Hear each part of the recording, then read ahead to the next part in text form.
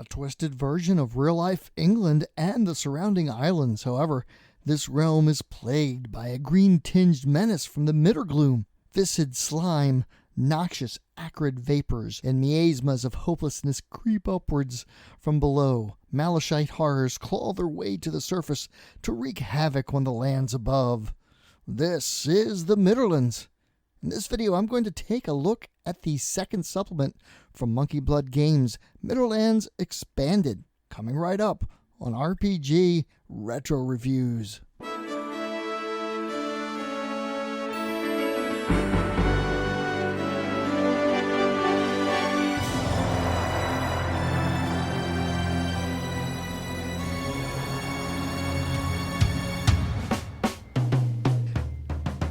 Hello everyone, I'm Captain Courageous and I review old school modules and games and try to give them a fun and informative analysis. First, I'd like to wish everyone a merry holiday season and hope that you are spending time having fun with your family and friends and maybe playing a few games as well. This week I'm returning to Monkey Blood Games Midlands by Glenn Seal to take a look at the second book in the dark fantasy setting, Midderlands Expanded.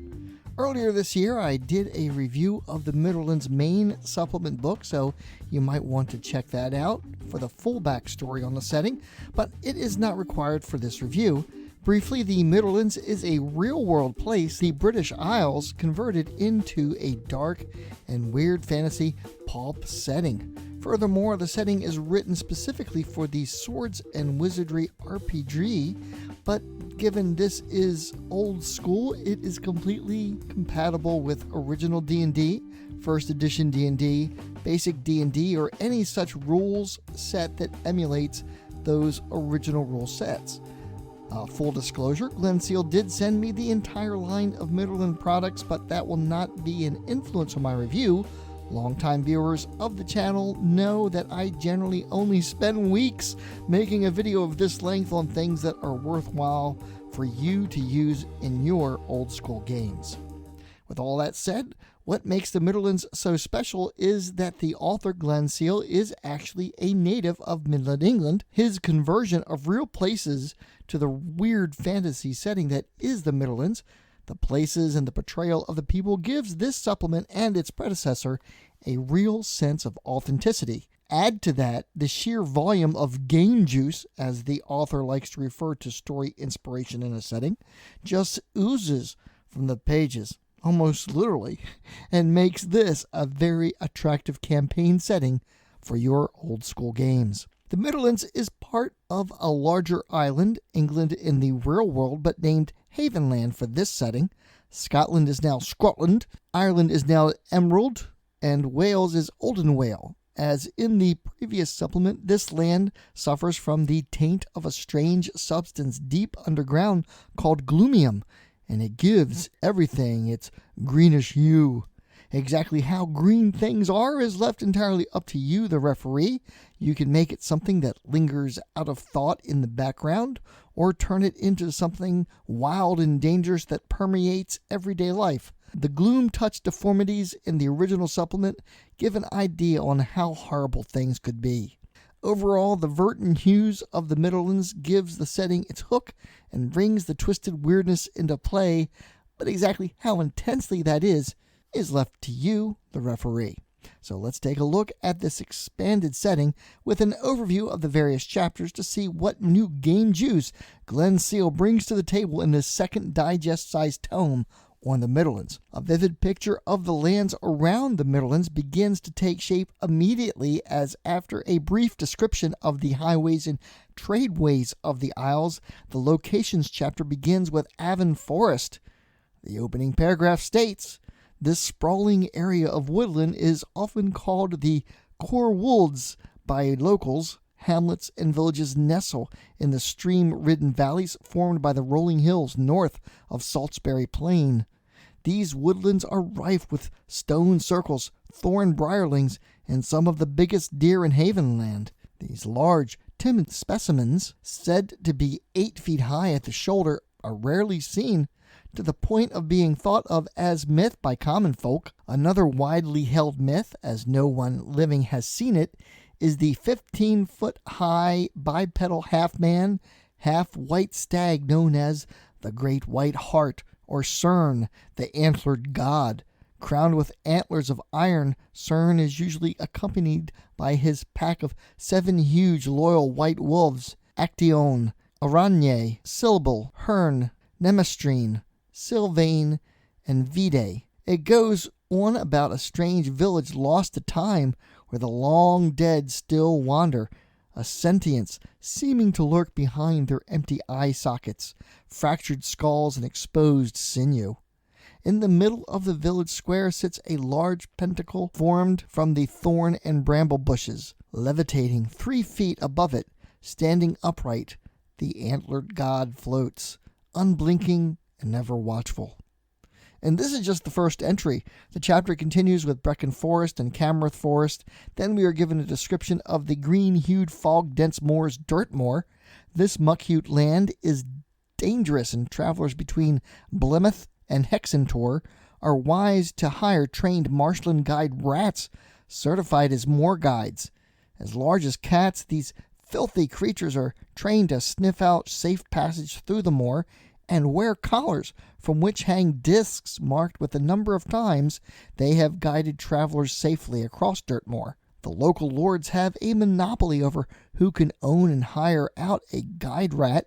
Of course, it is a matter of pride between the lords over whose rats have made the highest number of safe journeys. Alarmingly, each year a contest is held in the bog by Duke Salt, called the Bog Challenge. For several weeks prior to the event, the Duke's men dig long trenches in fresh sections of Dirtmoor. Participants must swim the length of the trench using nothing but the hollowed-out leg bone of a marshland rat as a breathing tube. Each contestant is given a 30-second head start before flesh eels are released into the trench behind him. The fastest contestant of the day wins a prize-winning turnip and a live chicken of their choice. Those caught by the flesh eels die quickly and horrible deaths, the jeering of the crowd ringing in their ears. The Duke uses the trench digging as an opportunity to look for things lost to the bogs over the years, and his men often come across old treasures and other grislier discoveries. The entire location chapter is just stuffed with these gold nuggets of the culture and goings-on in the Midderlands. Each forest, moor, and wood given meticulous detail, the character of the setting will quickly begin to coalesce in your mind as it becomes a living, breathing entity all its own. Game juice. Next, the various isles of the setting are discussed, and there are actually quite a few small islands dotting the surrounding sea, each with their own culture and customs and interesting landmarks that might be worth exploring. The large Gloomium Springs of Heron Isle, the strange mystery of Holm Island, or the dangerous sea monsters that patrol the waters around Lundy Island. Each small island offers a hook for adventure and danger. After the lands of Havenland are detailed, the setting is further expanded by looking at some of the surrounding lands. There's Scotland, which is broken up into regions known as shires, a wild and untamed place of nomadic shepherds and druids. The place is ruled and shared by the clans. The next several sections then go on to describe the shires and the various clans and their customs. Oldenwale, which shares the mainland with Havenland, is much like Havenland, but more rugged and green. Mainly trading in sheep, the social hierarchy of the place is headed by a beautiful queen lady, Owain. After that, the chieftains of the clans, town elders, clansmen and clanswomen, and kinfolk. This section, like the others, includes some wonderfully drawn town maps, such as Bearmall. To the north of Havenland is the mysterious Serpent Lands, a bizarre countryside across the Dog Sea, where no one dares go. The seashore is bordered by high cliffs with only one means of egress, the sharp rocks of Lizard Point. An early expedition to these lands, funded by Havenland's queen, met a foul end. The exploration vessel, the Queen's Sword, was driven against Lizard Point's sharp rocks and sunk.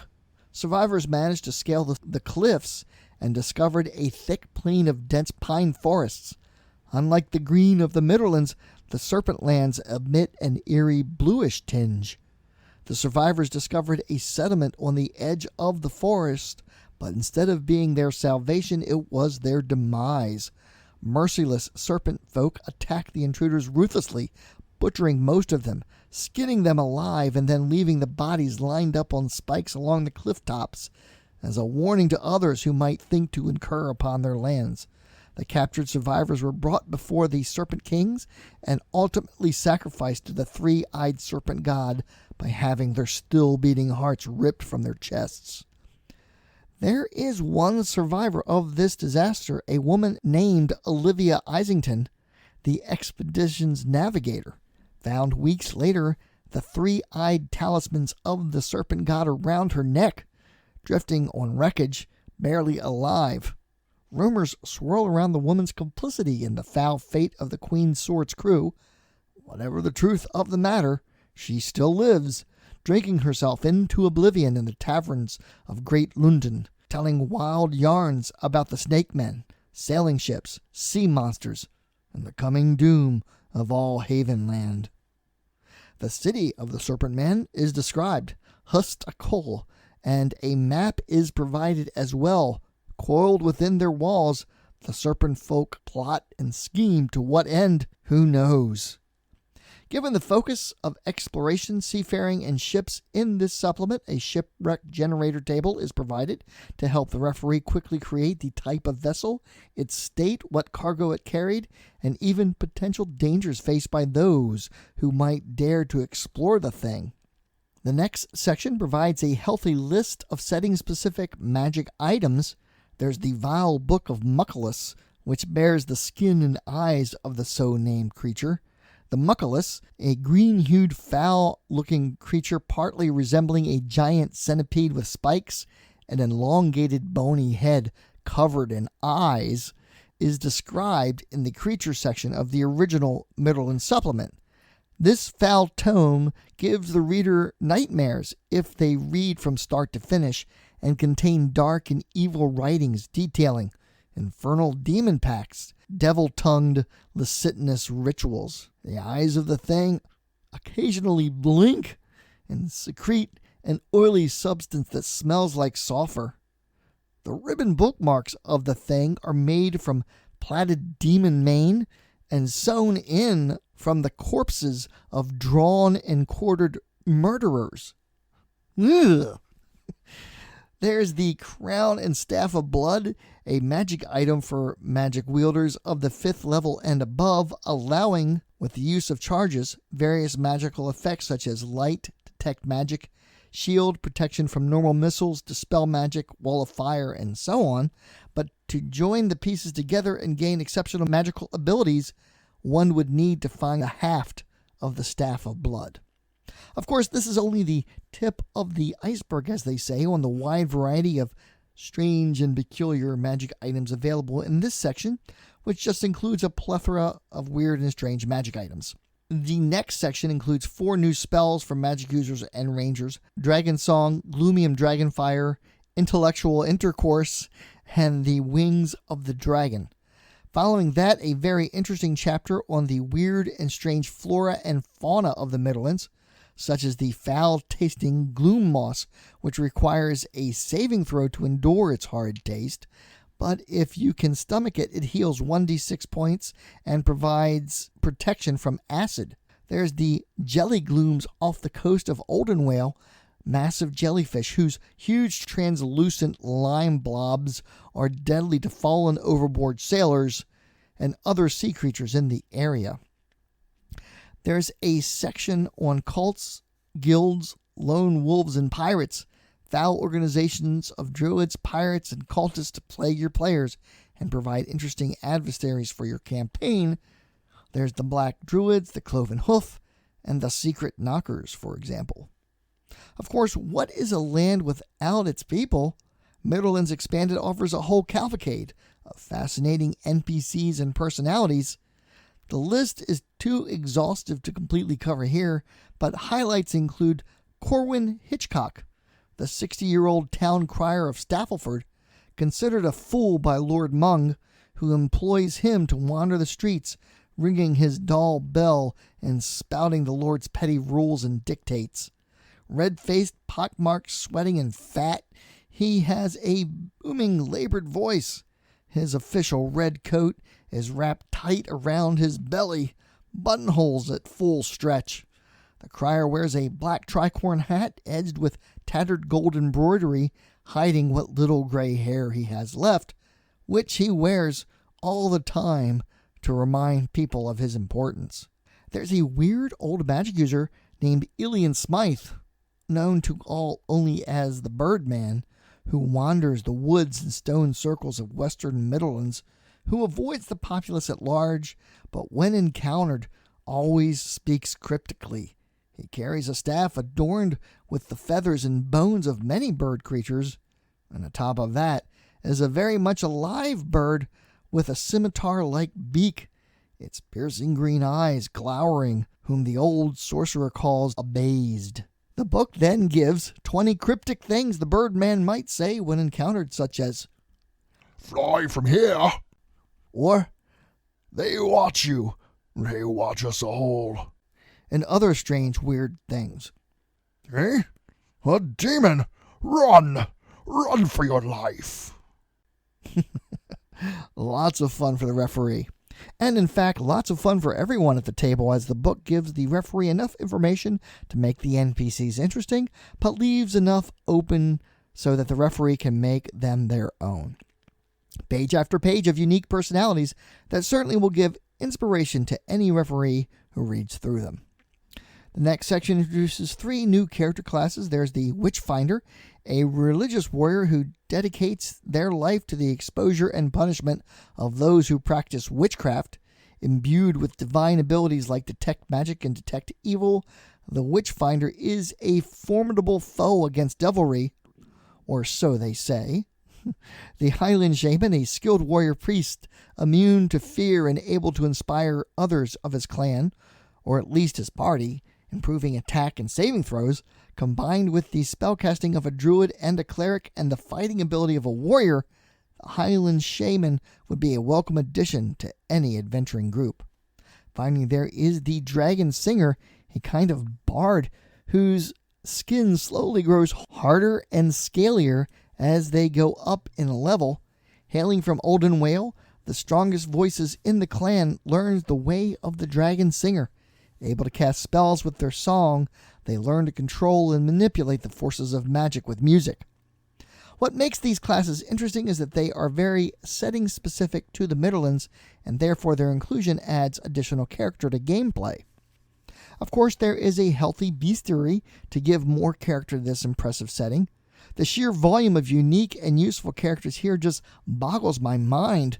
Glenn Seal's creativity and ability to create so many setting-specific monsters is a feat unto itself. There's a certain naturalism going on here that suggests the outcropping of such things due to the gloomy environment. The gloom-touched things that wander about the countryside or emerge from the midder gloom to wreak havoc on towns and villages gives a logical reason why adventures are needed in this place. Let me also point out that these are not just one-shot creatures. Many of these will probably become a staple of your campaign over time. Once again, I'm certainly not going to go over every nasty beastie here, but let me just touch on a few that I thought were interesting. The bestiary's first creature certainly seems to be Swamp Thing inspired, a 12-foot-high golem made of a heart of flesh and gloomium surrounded by forest detritus and decaying vegetation. Gloomium-filled veins coursing about the thing. The creature can heal itself using the surrounding forest material each round, and if pressed, it can disappear into the detritus forest floor and reappear anywhere within 100 feet at 10 hit dice. This thing is pretty nasty and should probably be left alone. Then there is the spawn of Morgantula, spider creatures up to 10 feet in diameter and full of fangs, vile spikes, green pus. They spin gloomium-infused silk webs ready to entrap unwary travelers. Their bites are deadly poison, and the pus-filled sacs that surround the thing's corpulent body have a chance of exploding when successfully attacked, splattering the attacker with acidic damage. Yuck! Nightmare fuel to be sure. Many of the creatures are gloomium-inspired and absolutely horrific. Let me also add that the creature artwork here is both highly vivid, yet also old school in execution. I certainly like the green-hued full-page plates such as this foul image of a saltworm. Now, one of the things I really like to see in a book like this is a starting adventure, and Midderlands Expanded doesn't disappoint. The Rat Dog Inn is part classic D&D adventure, but mostly straight horror. A secluded inn, a mysterious religious artifact, and the disappearance of the inn's keeper and family provides the impetus for a series of jump scares and mood-building encounters. As the investigating party searches through the place, discovering one blood-splattered revelation after the next, the Atchison family's ultimate fate quickly establishes just how deadly, horrific, and weird life in the Midlands can be. This place is highly detailed and logical. The various rooms, the barn, the stables. This place just seems legitimate and real. The map is well done and conveniently printed on the front inside cover of the book for easy reference during play. The adventure begins with the party paid to deliver an unknown item from the town's priest, Father Horatio Speckleton in Leachfield, or any surrounding town or hamlet. So it's pretty open in this regard as to how the referee gets things started. I'm a big fan of the message board in Town Square as a way of finding adventuring work. As an open-world game master, I like to offer 3 potential hooks and let the players decide which they wish to pursue and go on from there. Of course, as they complete various tasks, returning to the message board rewards the players with new adventures and opportunities. That said, you might not want to spring this one on a brand new group of first-level adventures as it involves overland travel, and the final encounter is liable to be quite deadly for a neophyte adventuring party. Highlights of this adventure include not only the many eerie and spooky discoveries, but the arrival at the Rat Dog Inn is to be timed right as the sun sets. Discovery of many mutilated farm animals and a lot of fun for the referee. There's the roll for effect tension table, which allows for some random creepiness, such as a door upstairs opening and closing while the PCs are on the ground floor. The vulgar sound of something eating or drinking ravenously, or some weird heavy creature breathing that seems to originate behind the party as they explore. So many fun things to really scare the bejeebies out of your players. The second adventure is not so much an adventure per se as it is a detailed setting area beneath Brig Tor. The Brig Tor being a large outcropping of rock that dominates the town of Brig North. There's a wonderful town map with many of the town's locations detailed, and of course the large network of caves beneath which have been cultivated for the town's use. This can be the springboard for many adventures or even the starting point for a foray into the underrealms of the Middergloom itself. And then there is the list of adventure hooks that follow that can certainly serve as inspiration for further Midland adventures. One of the things I really like about the Midlands map is the numbered hexes in the final section that gives specific details on what can be found in certain hexes on the map. For example, there is Hex C31, Lord Cerny's Mount, a ruined monastery on a small island accessible to the mainland only by a narrow causeway during low tide. Said to have built by Lord Cerny after his wife's disappearance on the island to ensure her safe passage to the afterlife, and was built in reference to the gods. The thing was destroyed by a great storm 20 years after its construction. Some say great tentacles emerged from the waters and tore down the walls and consumed the monks within. Whatever the truth of the matter, no one has stayed there more than one night since, with all traces of would-be inhabitants gone the following morning. As a side note, this ruin reminds me somewhat of the real-life Mont of Michael Abbey in Normandy, France, that is also so isolated off the shoreline with a narrow causeway that is revealed during low tide. In Hex K08 lies the cursed town of Hallberg. The origin of the curse seems to be that of a frustrated praying monk interrupted by a cadre of noisy children through his garden while receiving an important commune from his god. The annoyed monk apparently inadvertently silenced the entire town while the powerful otherworldly conduit to his deity was open. 100 years later, the town survives by the grace of a powerful artifact, a gloomium still, in an underground grotto beneath the town square. This bizarre thing seeps golden fluid when fed green from the town's crops.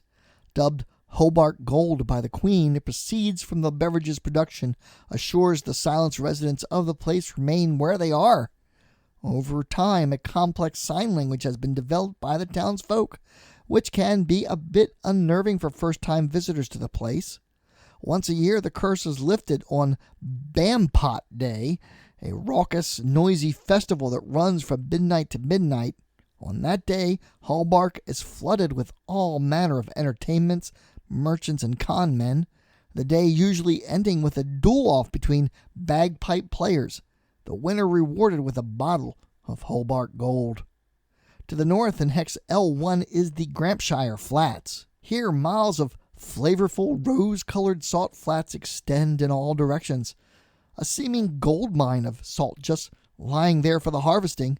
The problem, of course, are the massive saltworms that are responsible for the salt's existence in the first place.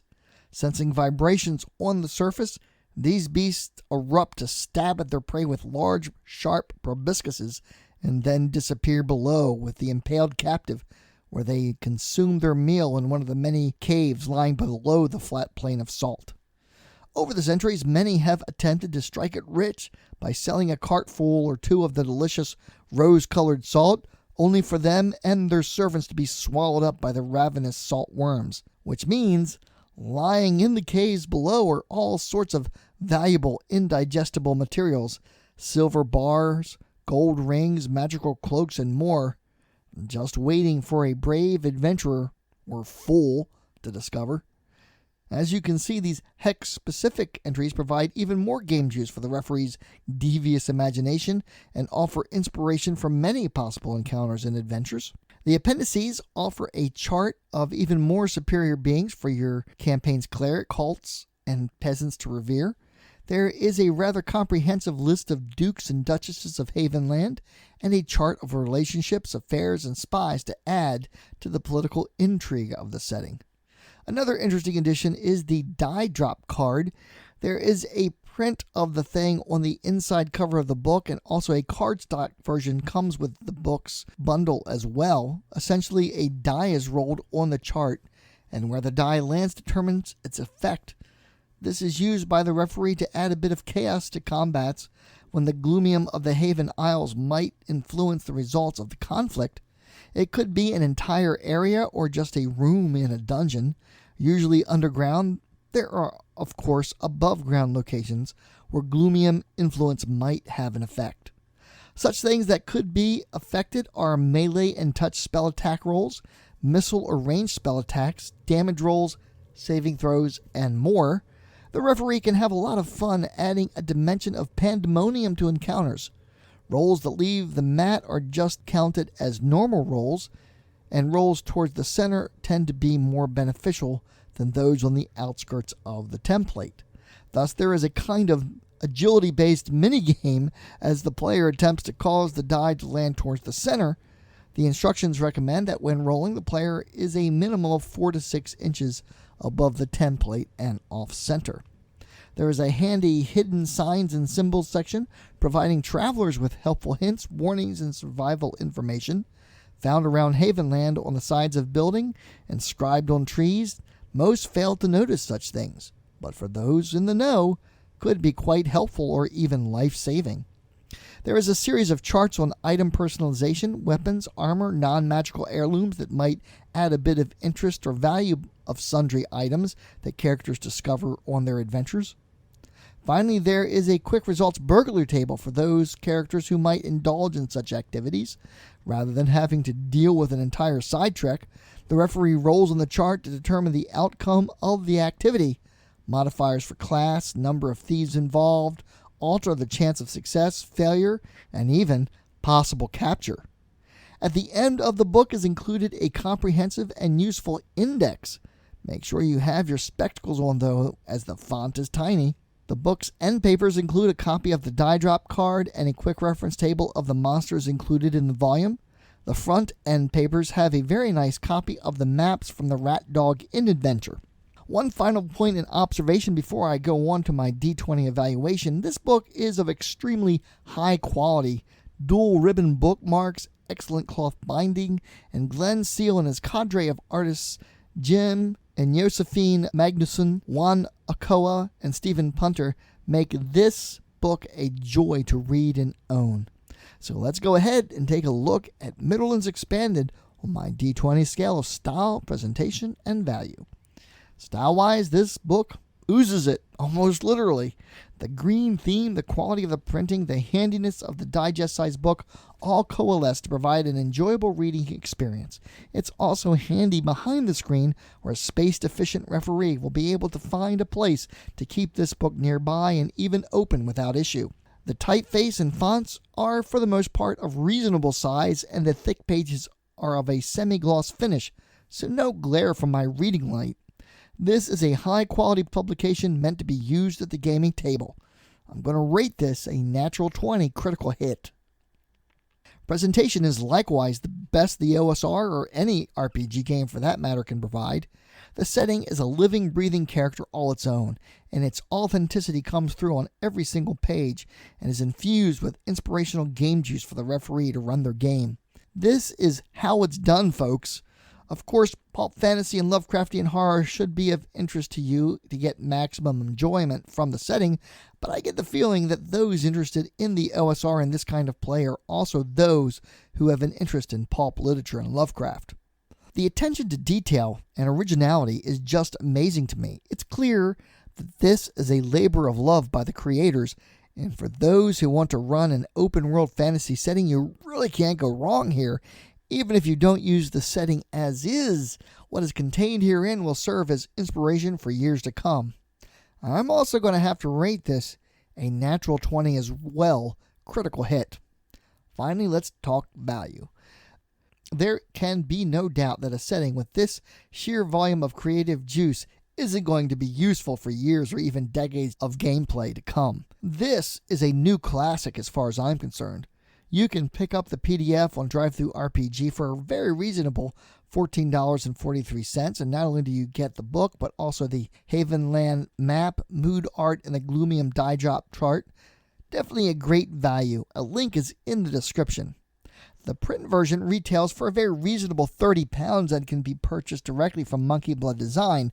However, this is United Kingdom based, and availability in the United States is non-existent at this point since this came out in 2017, so shipping might be an issue. For me here in Maryland, my shipping cost calculator came out to be $20. Of course, you can mitigate this a bit and save on shipping if you just buy the whole Midderlands bundle, and really you couldn't go wrong by doing that, which includes everything, all the maps, all the goodies, the 3 books, Midderlands Expanded, and the Great City of London, and all the maps that go with it. But the bundle is $140. Totally worth it, but also a bit hefty for the pocketbook all at once. So for those in the US, this can be a bit expensive, and unfortunately for some might be a barrier to acquisition. With that said, I'm going to rate this a 19 for value, which brings my overall rating for this outstanding setting from Monkey Blood Design to a 19. Amazing.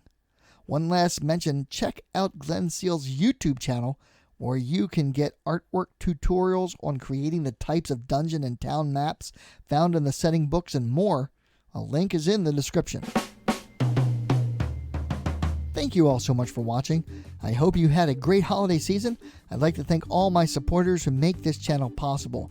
You've made my year, and greater things are coming in 2023. I've got a whole slew of new content coming your way. My daughter Crystal has agreed to help me with the artwork for my own YouTube motion comic Old School Stories, where I relate hilarious, often told stories around my table from 40 years of gaming. I'm also going to create my own mega dungeon week by week for the Dungeon 23 thingy that's going on right now. We'll see how that goes, and of course more old school reviews from the best creators in the business coming up right here on RPG Retro Reviews. Please give this video a like, comment, and share. Please check out my Teespring store for great gaming swag, t-shirts, carry bags, coffee cups, and more. Join the channel's Facebook page, RPG Retro Reviews.